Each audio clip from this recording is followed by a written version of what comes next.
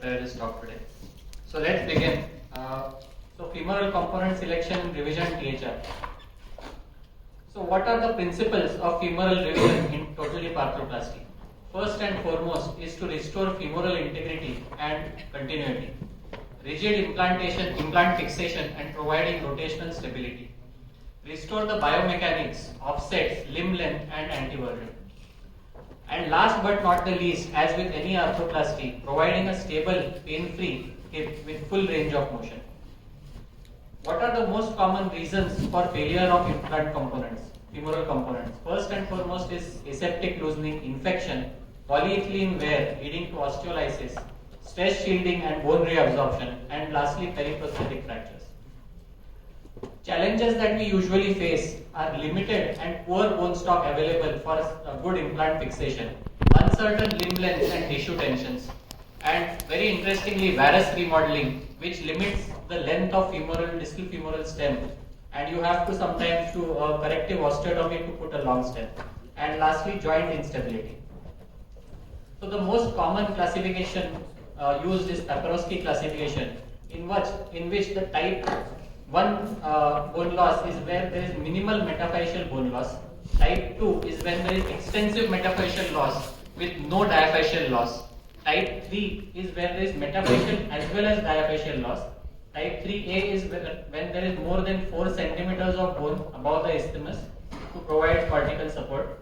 Type 3B is when there is less than 4 centimeters. And type 4 is when there is completely loss of metaphyseal as well as diaphyseal bone. What are the basic types of femoral implant designs?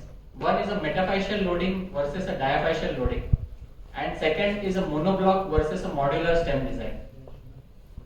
So in type 1 Paprosky, where there is minimal metaphyseal bone loss, you can treat this as a primary total hip arthroplasty. You can either use a proximally porous coated stem or a fully coated HA stem. Type 2, where there is extensive metaphyseal loss but minimal diaphyseal loss. In this, you can either go for a SROM type of modular stem, which provides good metaphyseal as well as diaphyseal fit.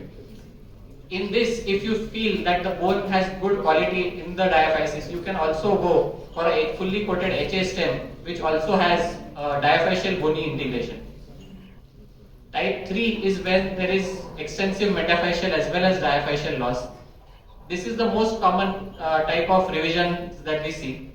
The workhorse of this type of bone loss is a long distal fitting stem.